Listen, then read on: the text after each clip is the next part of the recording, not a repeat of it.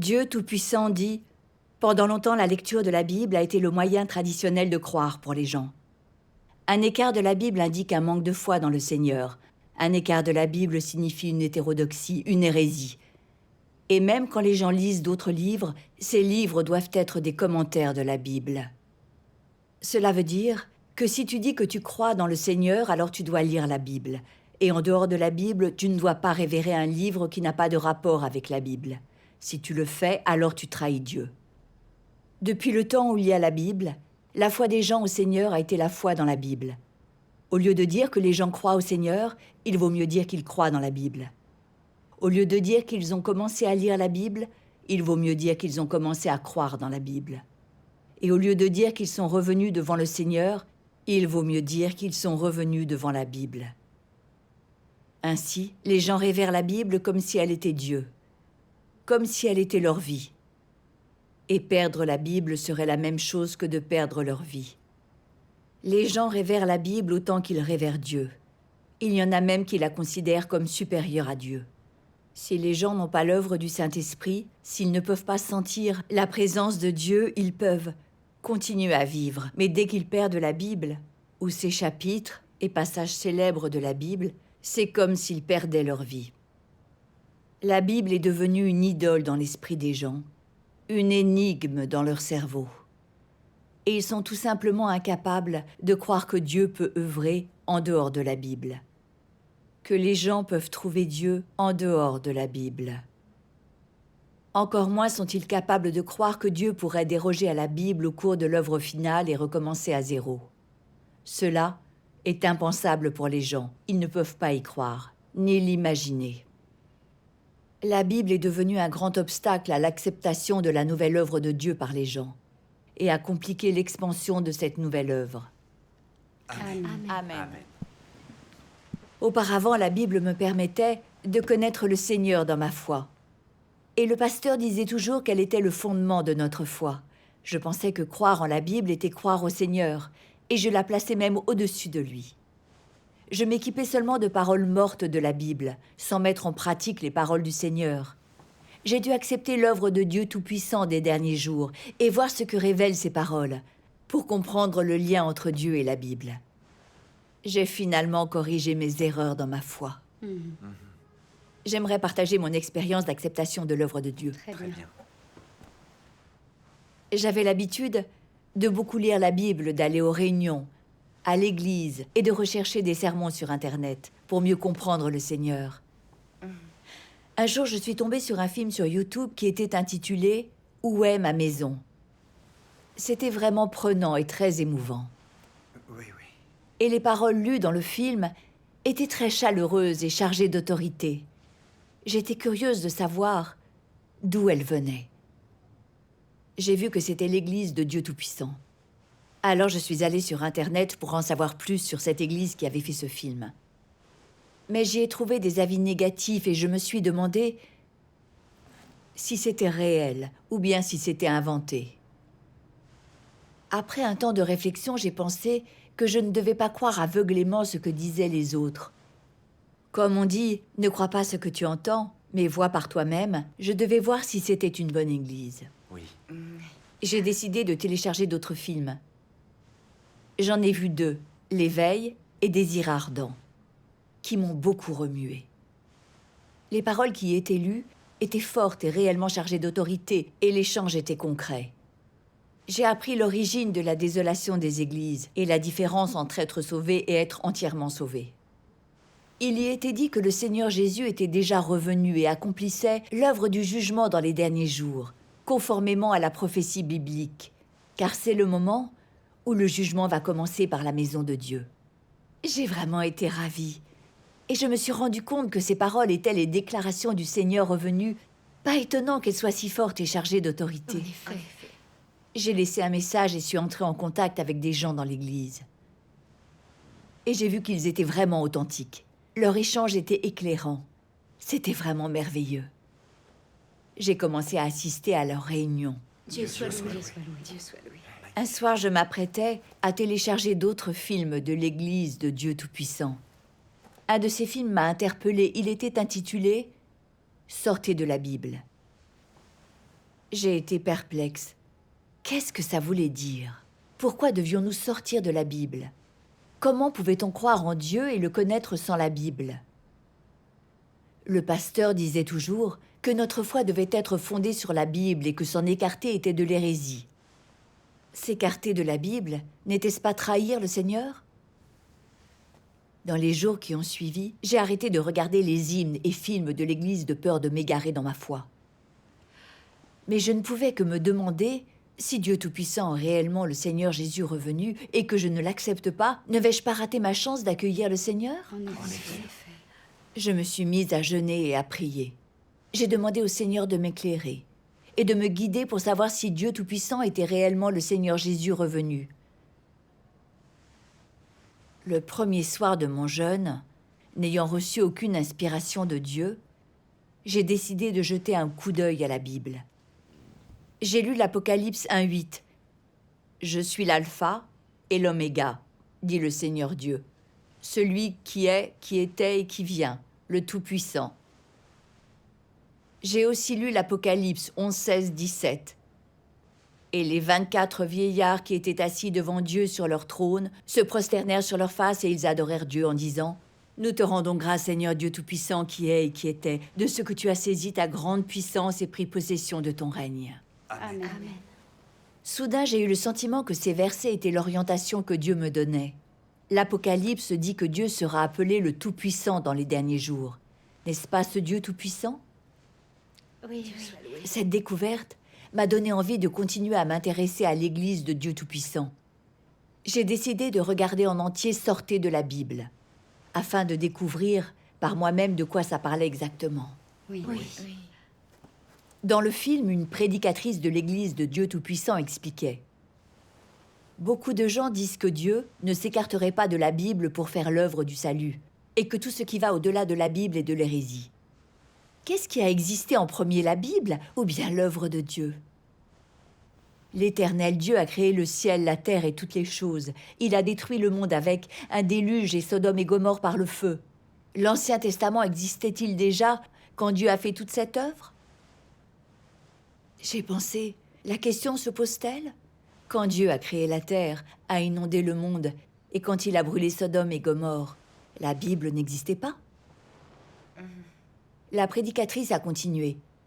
Il n'y avait pas de Bible quand Dieu a fait toute cette œuvre. Il y a tout d'abord eu l'œuvre de Dieu, et elle n'a été racontée dans la Bible qu'ensuite. Et quand le Seigneur Jésus œuvrait à l'ère de la grâce, le Nouveau Testament n'existait pas.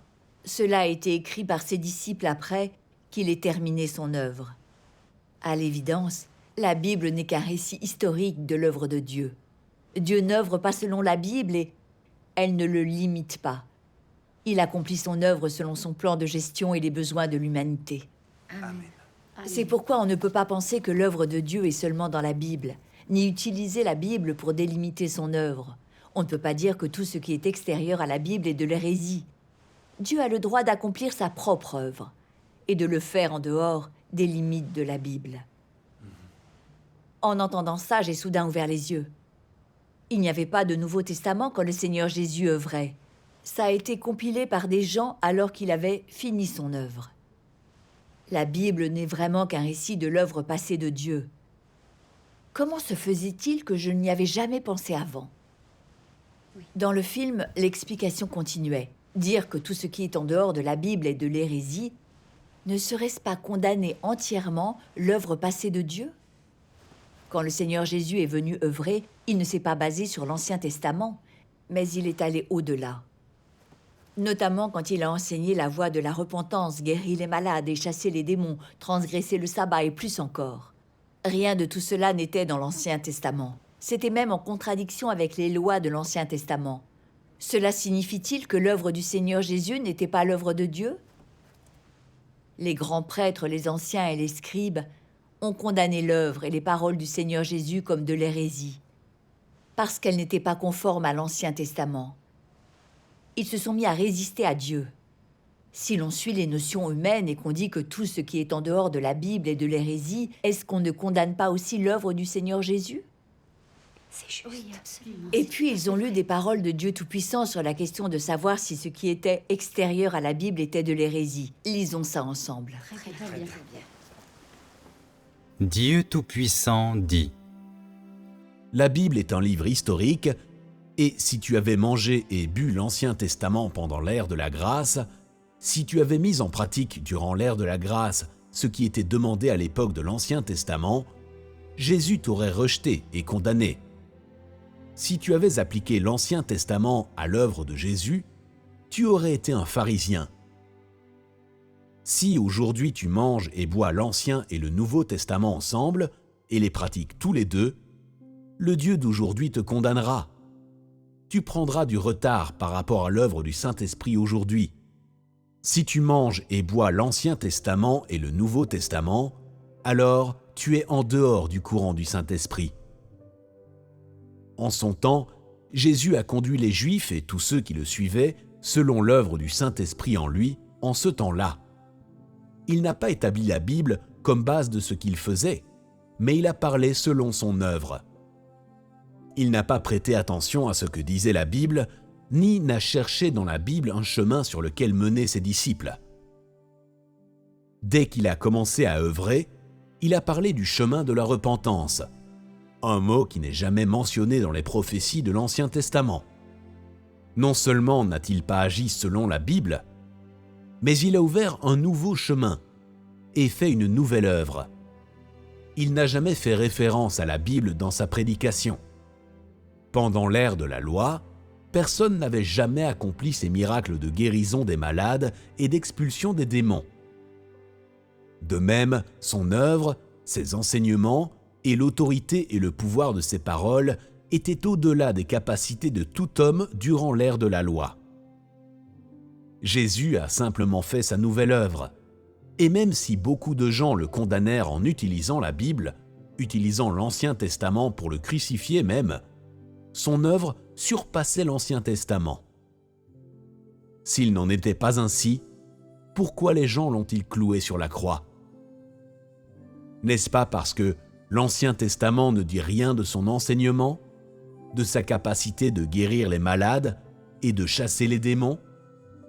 Son œuvre consistait à ouvrir un nouveau chemin, non de volontairement entrer en conflit à propos de la Bible ou de volontairement mettre l'Ancien Testament de côté.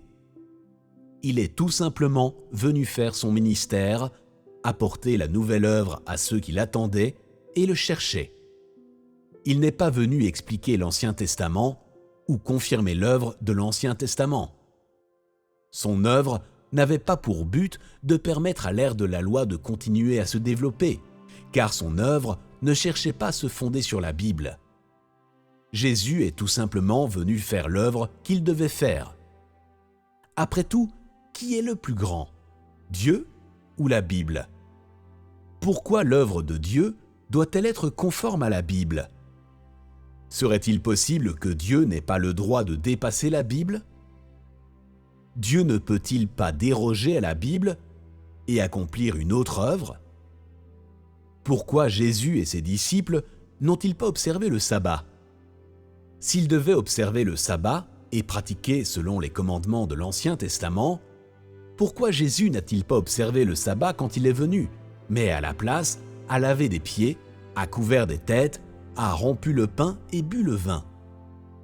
Tout cela n'est-il pas absent des commandements de l'Ancien Testament? Si Jésus honorait l'Ancien Testament, pourquoi a-t-il défié ses doctrines? Tu dois savoir qui est venu en premier, Dieu ou la Bible. Amen. Amen. La prédicatrice du film a expliqué: la Bible ne représente pas Dieu. Elle n'est que le vrai récit des 2 premières étapes de son œuvre, c'est-à-dire un témoignage de l'œuvre de Dieu aux ères de la loi et de la grâce.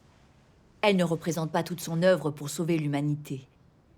Ce que la Bible rapporte des paroles de Dieu est trop limité. Ce ne sont que des bribes du tempérament de vie de Dieu, qui ne peuvent le montrer intégralement. Dieu est toujours nouveau, jamais ancien. Il accomplit une nouvelle œuvre et prononce de nouvelles paroles à chaque ère. Ainsi, quand le Seigneur Jésus est venu à l'ère de la grâce, il est allé au-delà de l'Ancien Testament pour accomplir une nouvelle œuvre. Dieu n'œuvre pas selon l'Écriture, ni en se référant à l'Écriture. Ce n'est pas dans l'Écriture qu'il trouve la voie pour guider ses disciples. L'œuvre de Dieu progresse toujours. Quand Dieu inaugure une nouvelle ère et accomplit une nouvelle œuvre, il apporte un nouveau chemin pour l'humanité et nous révèle davantage de vérité pour que nous obtenions de lui un salut plus grand. Amen. Dieu soit loué. Dieu ne guide pas l'humanité en se fondant sur son ancienne œuvre. Il n'œuvre pas d'après la Bible, car il n'est pas seulement le Seigneur du sabbat, il est aussi le Seigneur de la Bible. Il a parfaitement le droit d'aller au-delà de la Bible pour accomplir une nouvelle œuvre selon son plan et les besoins de l'humanité. C'est juste. L'œuvre de Dieu à une nouvelle ère ne pourrait jamais être la même qu'à une ancienne ère. Donc l'affirmation selon laquelle s'écarter de la Bible et de l'hérésie ne tient vraiment pas. Exact. De là, j'ai compris que l'Ancien et le Nouveau Testament racontent l'œuvre et les paroles de Dieu aux ères de la loi et de la grâce, mais ne représentent pas toute son œuvre. J'avais cru que s'écarter de la Bible signifiait ne pas croire au Seigneur. N'avais-je pas mis Dieu et la Bible sur un pied d'égalité ? Exactement. Quand le Seigneur Jésus est venu œuvrer, il ne s'est pas fondé sur l'Ancien Testament. Si aller au-delà de l'Écriture et de l'hérésie, ne serait-ce pas condamner l'œuvre du Seigneur Jésus ? Si j'étais né à l'ère où le Seigneur Jésus œuvrait, je me serais opposé à lui, en suivant mes notions courantes. Si je restreignais l'œuvre et les paroles de Dieu à la Bible, ne ferais-je pas la même erreur que les pharisiens qui se sont accrochés à l'ancienne Écriture pour condamner le Seigneur Jésus ? Absolument. La prédicatrice a lu un autre passage. Je vous enseigne tout simplement la substance et le fond de l'histoire de la Bible. Je ne demande pas que vous ne lisiez pas la Bible ou que vous proclamiez qu'elle est totalement dépourvue de valeur, mais que vous ayez une connaissance et une perspective correcte de la Bible. Ne sois pas trop unilatéral. Bien que la Bible soit un livre d'histoire qui a été écrit par des hommes, elle documente également bon nombre de principes par lesquels les saints et les prophètes anciens servaient Dieu, ainsi que les expériences récentes des apôtres qui servaient Dieu et qui ont vraiment vu et connu tout cela. Ce qui peut servir de référence pour les personnes de l'ère actuelle dans la poursuite de la vraie voie. Ils sont quand même dépassés. Ils appartiennent à l'ère ancienne, et peu importe leur valeur. Ils ne conviennent que pour une période et ne sont pas éternels. L'œuvre de Dieu progresse toujours, et elle ne peut pas simplement s'arrêter à l'époque de Paul et de Pierre, ou toujours rester à l'ère de la grâce dans laquelle Jésus a été crucifié. Et donc ces livres ne conviennent que pour l'ère de la grâce, non pour l'ère du règne des derniers jours. Ils ne peuvent servir qu'aux croyants de l'ère de la grâce, non au sein de l'ère du règne, et peu importe leur valeur, ils sont dépassés. Dieu soit loué. En entendant ça, j'ai constaté que Dieu Tout-Puissant ne niait pas la valeur de la Bible. La Bible n'est qu'un témoignage de l'œuvre passée de Dieu, qui peut nous permettre de comprendre l'œuvre qu'il a déjà accomplie et ce qu'il a alors exigé de l'humanité. Mais Dieu est en train d'accomplir une nouvelle œuvre et la Bible est dépassée. Elle ne peut pas apporter aux gens ce dont ils ont besoin. La première fois que j'ai vu le titre « Sortez de la Bible », eh bien j'ai tiqué. Je pensais que toute foi était fondée sur la Bible et que c'était le seul moyen de savoir comment révérer Dieu. Je pensais que s'écarter de la Bible, c'était s'écarter de Dieu. C'est pour ça que je ne voulais pas m'intéresser à l'œuvre de Dieu Tout-Puissant. Je pensais que je devais fonder ma foi sur la Bible et qu'elle représentait Dieu. Cela montre que la Bible avait pris la place de Dieu dans mon cœur. Je ne croyais pas vraiment en Dieu, je croyais à la Bible. Je considérais Dieu et la Bible comme égaux. Et j'enclavais son œuvre à l'intérieur de la Bible, pensant qu'en dehors tout était de l'hérésie. N'était-ce pas délimiter Dieu et blasphémer contre lui ? Si. Cette pensée m'a fait frissonner. J'étais redevable à Dieu de m'avoir guidée vers ce film, autrement, les conséquences auraient été impensables. C'est sûr. Dans le film, les gens qui partageaient l'Évangile ont dit « La vie éternelle ne vient pas de la Bible ». J'ai été ébahie. Pas de vie éternelle par la Bible ? Comment était-ce possible ? J'ai écouté ce qu'ils ont dit d'autres.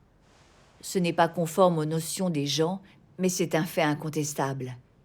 Le Seigneur Jésus nous a dit il y a longtemps, quand il réprimandait les pharisiens, « Vous sondez les Écritures parce que vous pensez avoir en elles la vie éternelle. Ce sont elles qui rendent témoignage de moi.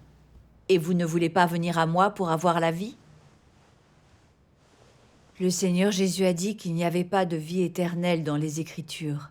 Les Écritures ne font que témoigner de Dieu. Si les gens veulent obtenir la vérité et la vie, la Bible ne suffit pas. La vérité et la vie doivent être obtenues du Christ lui-même. Pensons aux pharisiens qui s'en tenaient à l'Ancien Testament. Ils n'ont pas obtenu la vie éternelle. Au contraire, ils ont été punis pour avoir résisté au Seigneur Jésus. Mais les disciples du Seigneur Jésus, qui ne s'accrochaient pas aux Écritures et qui ont accepté l'œuvre et les paroles de Dieu de l'époque, ont finalement été rachetés par le Seigneur Jésus. C'est juste. Et donc le seul moyen d'obtenir la vie éternelle est de suivre le Christ et les pas de Dieu. Amen. Amen. Si on adhère aveuglément à la Bible, non seulement on n'obtient pas l'estime de Dieu, mais c'est réellement comme l'a dit Paul. Mais l'Écriture a tout renfermé sous le péché, et on perdra le salut de Dieu. Dieu fait une nouvelle œuvre à chaque ère. L'Éternel Dieu a édicté la loi et les commandements à l'ère de la loi, pour que les Israélites sachent comment vénérer Dieu, comment vivre sur terre, pour qu'ils sachent ce qu'est le péché et qu'ils seraient punis pour leurs péchés commis. À l'ère de la grâce, le Seigneur Jésus est devenu lui-même un sacrifice expiatoire. Les gens n'avaient qu'à se confesser et se repentir pour voir leurs péchés pardonnés. Cependant, la rédemption du Seigneur Jésus peut seulement pardonner nos péchés. Notre nature pécheresse reste profondément ancrée. Nous montrons constamment des tempéraments corrompus. Nous sommes arrogants, malhonnêtes et malfaisants. Et nous ne pouvons pas nous empêcher de résister à Dieu.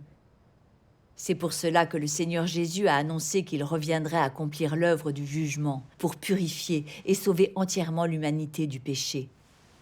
Dans les derniers jours, Dieu Tout-Puissant accomplit l'œuvre du jugement sur le fondement de l'œuvre de rédemption du Seigneur Jésus.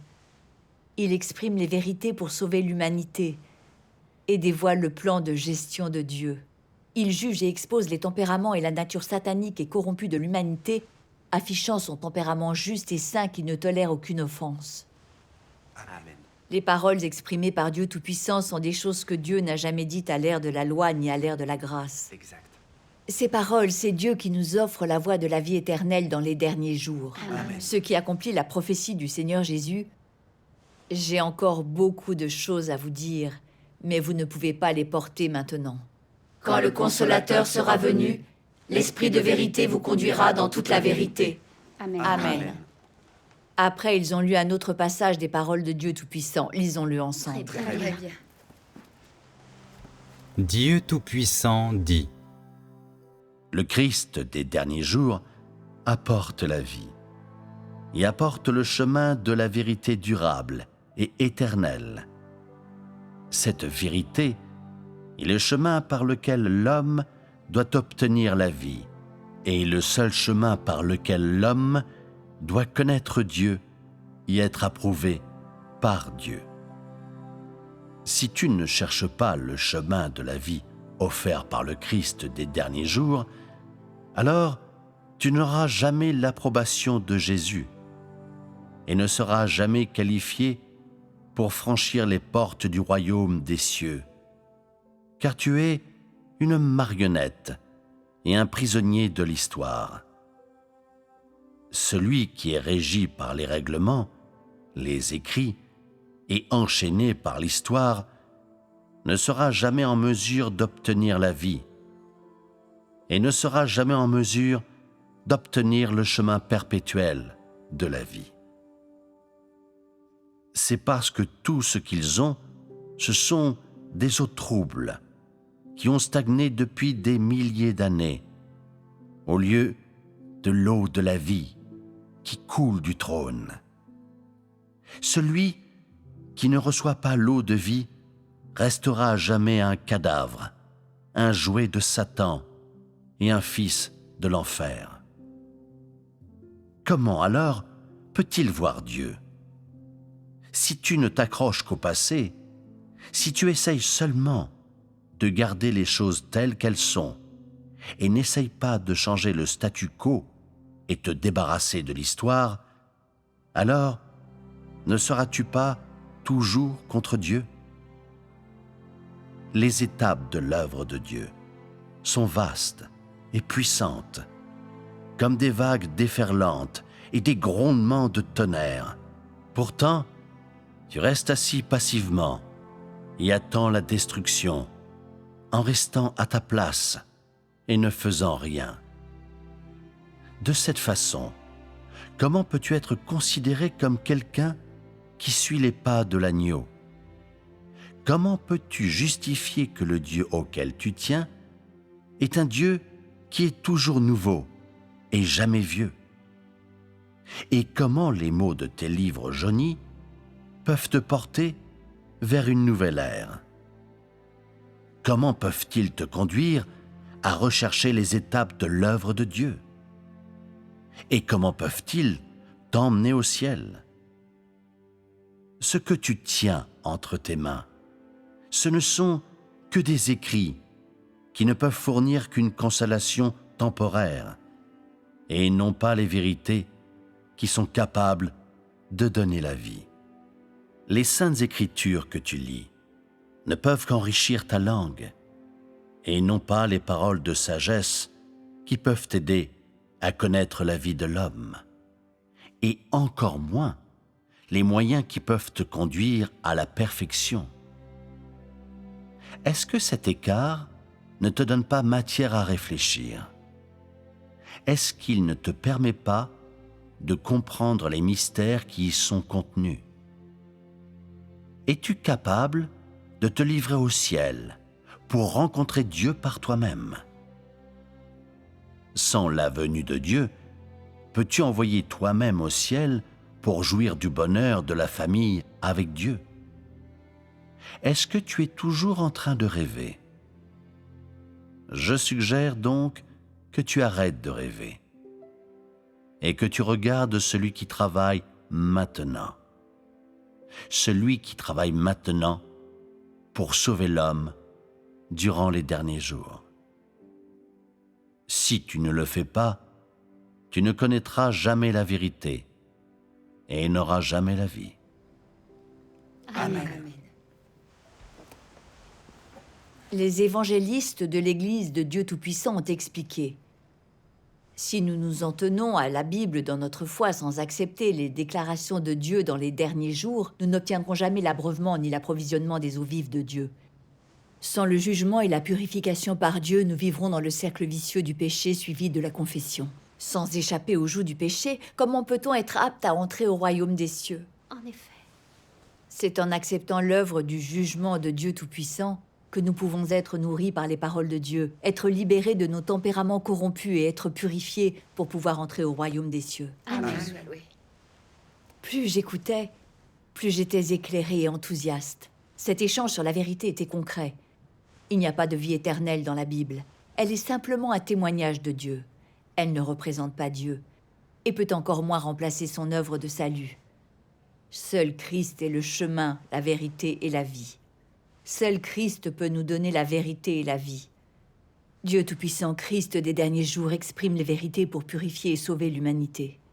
Mais je ne pouvais pas renoncer à la Bible. C'était vraiment stupide. Oui. J'ai été reconnaissante à Dieu Tout-Puissant de m'avoir guidée pour que j'entende sa voix et que j'abandonne mes idées ridicules sur la foi. Et puis j'ai accepté l'œuvre de Dieu Tout-Puissant des derniers jours. Amen. Cette expérience Amen. est tout à Dieu fait soit juste. loué. Oui.